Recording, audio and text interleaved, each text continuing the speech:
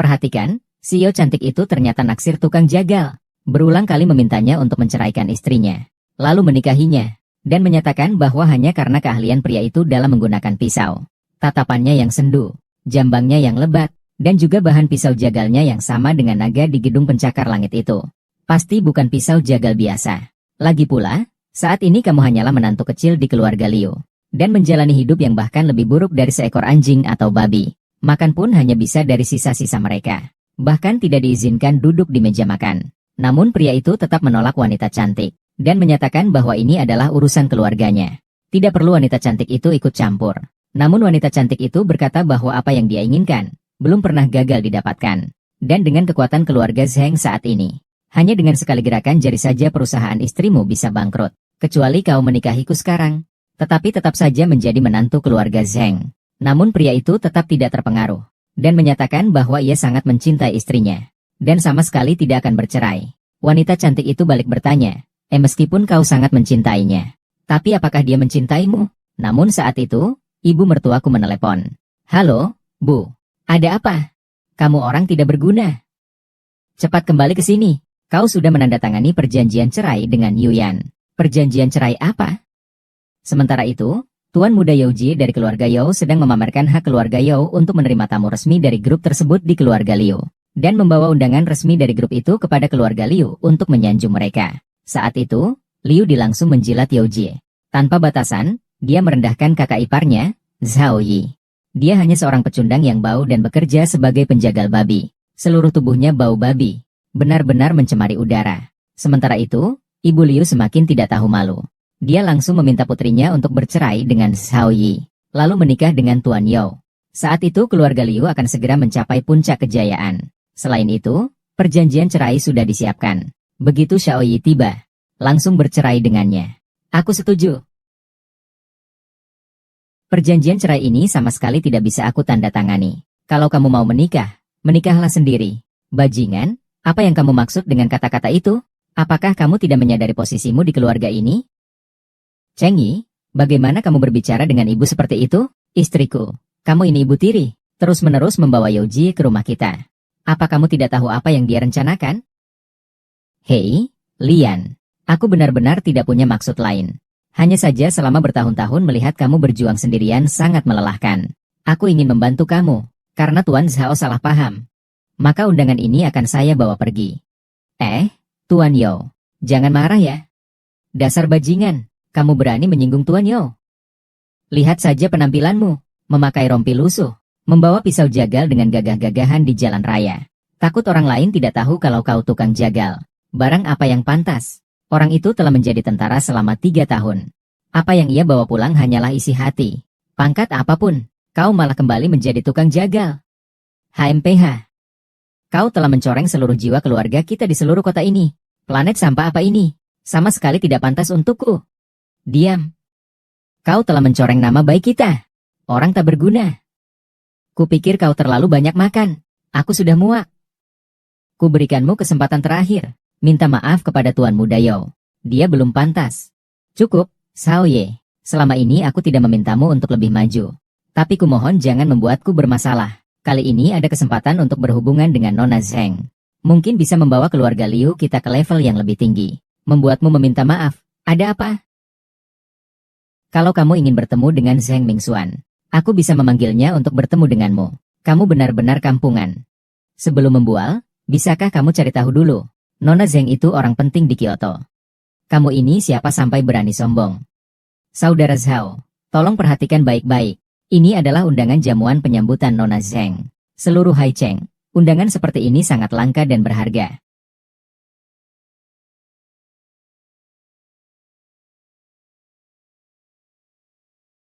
Kau gila? Kau tahu apa yang kau lakukan? Undangan seperti miliknya. Aku punya banyak sekali. Kau sama sekali tidak perlu memohon padanya. Ini baru sifatmu yang sebenarnya, kan? Egois dan munafik, sombong dan mengejar hal-hal yang semu. Sepertinya aku masih ragu. Sekarang aku mengerti apa yang dikatakan ibuku benar. Ini adalah sebuah akhir. Tanda tanganilah. Yuyan. Apa maksudmu? Orang tidak berguna. Kau masih belum mengerti? Yu Yan kita sekarang adalah orang terkenal di majalah ekonomi. Di usia muda hartanya mencapai 20 miliar. Memimpin Liu Jia memasuki 3 keluarga besar di Haicheng. Dan dia juga wanita tercantik di Haicheng. Kau, seorang tukang jagal, pantas untuknya? Hanya 20 tahun saja. Aku bahkan tak pernah menganggapmu penting. Selama ini, kalau bukan karena aku diam-diam membantumu bertahan. Kau benar-benar berpikir kau bisa mencapai posisi ini hari ini? Zhaoyi, jangan-jangan kau sudah makan beberapa kilogram usus babi sampai menjadi gila? Bahkan 20 kilogram pun tidak. Kau bahkan tidak punya 20 yuan. Masih berpikir untuk membantu keluarga kami Liu? Seandainya bukan kakakku yang menampungmu, kau sudah mati kelaparan di jalanan. Kau hanyalah seorang tukang jagal yang pengecut. Bahkan satu jari kaki Yu Yan pun lebih baik darimu. Yu Yan menikah denganmu. Tidak tahu berapa banyak orang yang membicarakannya di belakang. Lalu jika dia menikah dengan Yao Xiang, maka dia akan menjadi wanita paling iri di seluruh Longzhou. Kekuasaan, kedudukan, uang. Apapun yang dia inginkan, dia punya. Kau dengar? Tuan Zhao, sebaiknya kau segera cerai denganku sekarang juga. Ayah, kau pun berpikir begitu? Aku tahu kau mengatakan hal yang tidak masuk akal itu karena rendah diri. Tapi kita sudah hidup di dua dunia yang berbeda. Urusan perusahaan, kalau kau tak bisa membantu, ya sudahlah. Kau seharian hanya tahu menyembelih babi dan memasak. Apakah kau tidak punya ambisi sedikit pun? Aku benar-benar sudah muak. Ternyata, kehidupan sederhana seperti ini justru menjadi siksaan bagimu. Tingkat yang kita tempati berbeda. Kau tidak akan mengerti. Ini ada 2 juta. Anggap saja sebagai kompensasi untukmu. Ambil dan gunakan untuk menjalani hidupmu dengan baik. Aku sudah memikirkan semuanya. Kalau begitu, maka aku akan bangun. Semoga kau tidak menyesal. Orang lain bisa menyingkirkanmu, pengganggu seperti ini. Segera akan sukses besar. Sadarlah pada kenyataan. Meskipun kau bisa merobek semua undangan ini, aku tetap bisa masuk dengan mudah di sana dan mendapatkan pekerjaan yang menjanjikan. Lebih baik kau jujur saja dan menerima takdirmu. Ah, Tuan Muda Yao memang hebat. Bahkan Nona Zheng pun harus memberi sedikit muka padamu. Tidak seperti beberapa orang yang banyak bicara tapi tidak bisa membersihkan kotorannya sendiri. Sudahlah, pesta pernikahan akan segera dimulai. Pergilah kau.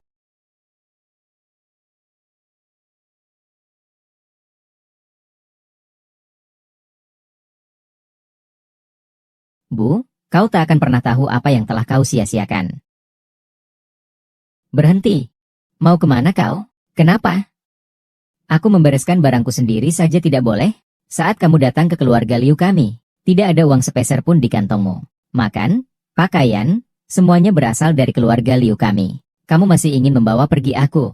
Untung saja aku tidak merobek pakaianmu. Dasar sampah. Dasar sampah. Tidak heran kakakku ingin meninggalkanmu. Sejak aku masuk ke keluarga Liu kalian, aku selalu patuh pada kalian. Aku memperlakukan kalian seperti leluhur sendiri. Pada akhirnya, beginikah cara kalian memperlakukan aku? Kamu hanyalah seorang menantu yang tidak berguna. Melayani aku. Bukankah itu seharusnya tugasmu? Oh iya, benar. Sebelum kamu pergi, kami harus memeriksa suaramu. Siapa tahu kamu membawa sesuatu milik keluarga Liu kami. Bukankah itu berlebihan? Kenapa kamu begitu panik?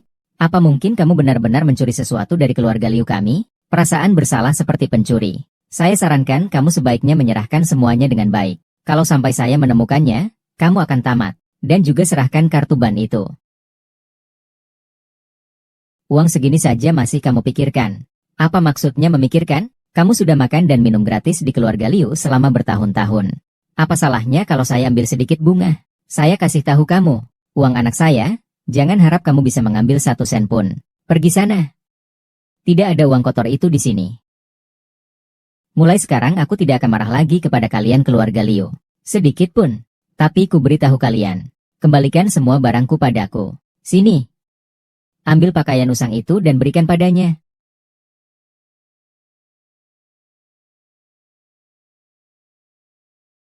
Di mana kalung giokku? Kalung giok apa? Tidak tahu. Aku akan memberimu 1 kesempatan terakhir. Kembalikan liontin giokku. Apa yang kau katakan? Apa yang kau katakan? Kau benar-benar punya nyali besar. Kepada siapa kau menjual giokku? Katakan apa yang sudah kau lakukan. Cepat katakan. Aku sudah memberikan giok itu pada Yao. Kau bajingan. Hanya seutas kalung giok tua. Kau gugup kenapa? Kalau kau berani menyakiti anakku, aku tidak akan membiarkanmu begitu saja. Kalung giok tua. Kalung giokku. Jika sedikit saja rusak, nyawa kalian berdua digabungkan pun tak cukup untuk membayarnya. Orang-orang, mundur. Jemput Feng Ye. Nona, tuan muda sakit keras. Nona, tuan muda sakit keras. Orang-orang Kyoto terus mengawasi Anda. Apakah benar-benar baik-baik saja Anda kembali lebih awal kali ini? Tenang saja, saya sudah mengatur pengganti untuk menjadi penyamaran. Ayah sakit keras sejak kembali dari Kyoto. Ini bukan masalah sederhana. Semoga bisa berterima kasih dengan tulus kepada Anda di malam angin kencang ini. Hamba mohon maaf. Terima kasih telah memberi saya kesempatan untuk bertemu dengan Nona Zheng.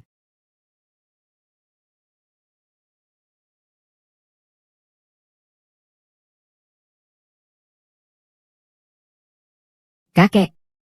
Barusan itu kesalahanku. Saya bersulang untuk kesalahan ini. Masalah ini sudah menjadi serius. Jangan lari. Kamu datang untuk apa, bro? Jangan bertindak sembarangan. Berani-beraninya kamu menaruh obat di minuman ini. Apa? Omong kosong. Kalau kamu tidak percaya, akan kubuktikan padamu. Aku sudah minum penawarnya. Cukup. Zhang Yu ternyata menggunakan cara yang begitu rendah untuk memfitnah Yao Xiang. Kalau begitu menurutmu, ini bukan. Seorang pemuda sekaya itu berpakaian seperti ini. Benar-benar memalukan. Jangan berkata seperti itu. Kurasa dia baru saja pulang dari pasar setelah menyembelih babi. Bukan demi hidup. Benar-benar tidak tahu diri. Siapa bilang yang menyukaimu perlu meracunimu? Kali ini, jangan percaya padaku. Yang kukatakan semuanya benar. Apa yang kau harapkan untuk mempercayaiku? Pisau pembantai babi ini yang membuatku kehilangan muka. Tadinya kukira kau hanya tidak berbakat. Tidak kusangka kau menggunakan cara yang tak tahu malu ini untuk mencemarkan nama baik Tuan Muda Yao. Yang mencemarkan namanya jelas adalah Tang Yan. Aku adalah putri tertua keluarga Yao. Bagaimana mungkin aku melakukan hal seperti itu? Sebaliknya, kau ini hanyalah seorang penjagal hina. Berani-beraninya menerobos acara penyambutan Nona Zheng. Aku masih mampu menguasai medan perang. Menyapu bersih ribuan pasukan. Menarik paksa gaun putihnya. Anak kecil di istana. Menyambutku. Bagaimana aku harus? Tidak bisa hahaha. Masih menyapu bersih ribuan pasukan. Kau pikir kau pemimpin aliansi Tang? Hahaha. Hei, ayah, kau senang sekali melihatku malu, ya? Cepat pergi dari sini. Aku malu. Lalu adikmu mencuri kalungku. Dia tidak malu? Tidak mungkin adikku melakukan hal seperti itu. Itu hanya kalung saja. Tidak apa-apa, aku akan menggantinya. Mengganti? Aku sama sekali tidak tahu arti dari kalung itu. Kalung ini sangat berarti bagiku. Memiliki itu sama artinya dengan memiliki setengah kekayaan seluruh gedung ini.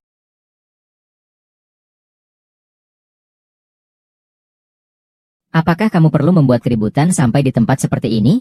Hari ini, jika aku tidak mendapatkan kalung giokku, aku tidak akan pergi. HMPH, jangan bilang itu adalah Tuan Hu. Tuan Yao, dari mana kalung giokmu ini berasal? Ini ku beli. Punya Liu Neng. Jadi, ternyata giok ini milikmu ya? Sebenarnya aku berniat mengembalikannya padamu. Tapi bagaimanapun juga, ini aku beli dengan uangku. Sebutkan harganya. Aku akan beli. Aku mau 5 juta. 5 juta itu tak ada artinya bagiku. Hahaha, cuma sedikit. Aku masih lajang. Tahu, yang kumaksud adalah 5 juta RMB. Bukan uang mainan, ya. Hahaha, Jangan-jangan kau mau bilang 5 juta itu kau dapat dari membantai babi? Atau jangan-jangan kau kumpulkan dari uang belanja mantan istrimu? Tidak perlu kau khawatirkan. Ibu, jangan berlagak kaya. Ini bukan saatnya kau pamer kemampuan. Aku akan membantumu membayar 5 juta dulu. Tidak perlu sampai begitu, keluargamu tidak pantas mendapatkanmu. Benar-benar tidak masuk akal. Kau takut aku mencuri sebuah kartu member biasa? Kalau di dalamnya ada 5 juta, aku akan makan kotoran secara live. Sampah tetaplah sampah. Bahkan 5 juta pun tidak bisa dikeluarkan. Nanti Nona Zheng datang. Sampah ini pasti akan sengsara. Tuan muda, sekarang kau berlutut dan sujudlah kepadaku. Lalu merangkak di bawah selangkangku. Maka aku tidak akan menuntutmu atas kasus menerobos pesta penyambutan. Sekalian kurembalikan kalung giok ini kepadamu. Kalau tidak, tunggu Nona Zheng datang. kau akan kucerai berai.